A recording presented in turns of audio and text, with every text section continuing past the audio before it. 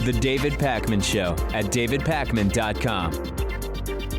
Welcome to the bonus show. The College Board had a plan to assign to students taking the SAT a score that would sort of encompass or represent the economic hardship suffered by the student. And there has been massive blowback from a whole bunch of university officials and parents. And the College Board is announcing that this adversity score is no longer going to be put in place. And, you know, this is one of those things where I really do believe that it's well-intentioned. Like, you know, the right said all sorts of crazy stuff about this. Like, this is meant to hurt white middle-class students. This is meant to, enforce some kind of irrational equality of outcome or whatever. I genuinely believe that the College Board had the right intentions here, which is let's figure out a way to assign a number to what are sometimes hard to measure, but definitely with an effect, characteristics that influence someone's opportunity. So if you have two people with the same SAT score, but one person did it with tutors in a two-parent household, each of whom earns a middle-class income, versus someone who achieved the same score despite having, one parent who passed away, the other parent not earning a middle-class wage, that there's something there where we might want to reward the person who overcame more hardship. Like at that level, Pat, do you feel as though the intention was a good intention here? I certainly think the intention was good. I think the problem arises when you decide to apply a score to it, because then it seems like a one-size-fits-all solution, and then you kind of have people like competing against each other in what the right calls an oppression Olympics.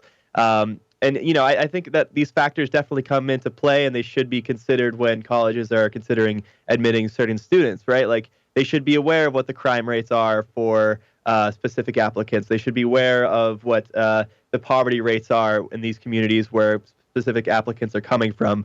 But you don't necessarily have to assign one score to it all. And I think that's where the problem arises. And it was the right decision to reverse it, I think, by the College Board. Well, I think that the idea is that qualitatively, through essays, through deeper understanding of applicants, schools are kind of evaluating this anyway, or at least many schools are, including many of the top schools.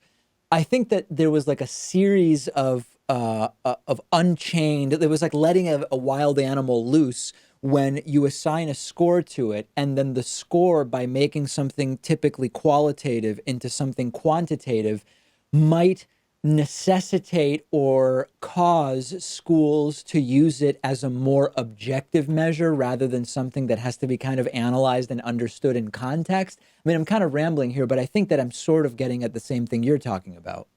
Yeah, and I think, many people go out of their way to become the most appealing applicant to a potential college, right? Parents certainly do that. They get their children enrolled in the best possible programs.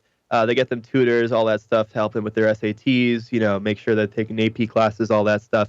And so if you also have this other factor, which is like an adversity score, would that create this like perverse incentive for parents and students to try to make it seem as though they're living through these hardships that they're not actually living through? I mean, I don't think that would be right. I don't think it does anymore. I mean, listen, a parent could already, if they want to game the system in that way, they could already do it and just represent those hardships, be they real or fabricated, through essays, admissions essays, rather than a score. Like, I think if that incentive is there, it's there either way. But I do think that the putting a number to it is problematic for the reasons you're describing. And in any case, it's been dropped, and schools are going to have to evaluate these things on their own. News from KFC. I have not been to KFC for a really, really long time. I think like more than 12 years ago, a KFC opened in Northampton, Massachusetts, where I was living at the time. And I do recall going and getting my crispy strip meal with mashed potatoes and coleslaw. And that KFC coleslaw it's just a really great coleslaw. I don't know what it is, but I love that coleslaw.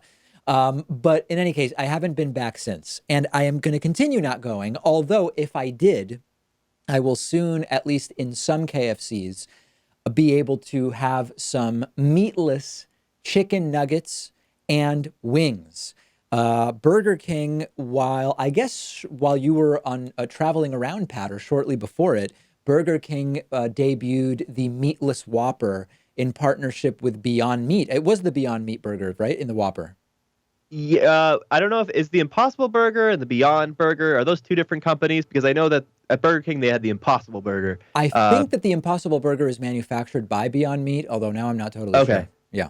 Yeah, and they unveiled it at all locations across the country. I was in the Navajo Nation in this really rural part in Arizona, and they had the Impossible Burger there. So if they have Yeah. it there, I do believe they have it at every location in the country. So this is growing, and this is something that a lot of vegans and vegetarians are relishing. I mean, Pat looks visibly elated as a result of this. Subway is going to be testing plant-based meatballs, and now you're going to be able to get plant-based wings and nuggets at Burger King, at KFC. I think it's interesting insofar as these are some of the last places you would typically associate with going meatless. But I think that that's the wrong analysis, Pat. I think the right analysis is these are the exact places you would associate with what's profitable. And this is something that as soon as it becomes financially feasible to offer these products and the interest is high enough, these companies just want to make money, and that's primarily what's motivating these decisions.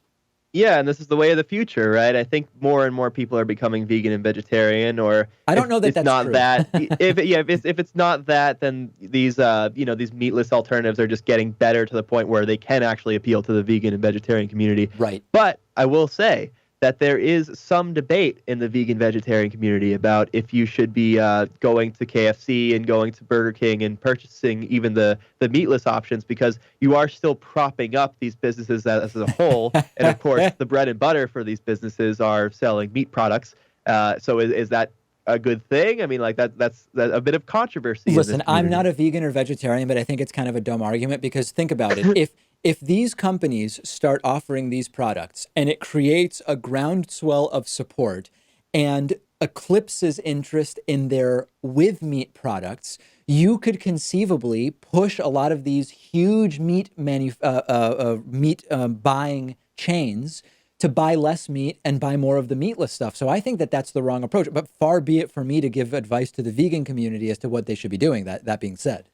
Yeah, I actually agree with your take on this, that if I go to Burger King and buy the Impossible Burger, then they're going to want to buy more Impossible Burgers, and maybe that would reduce the demand for the other stuff that they purchase and sell to consumers.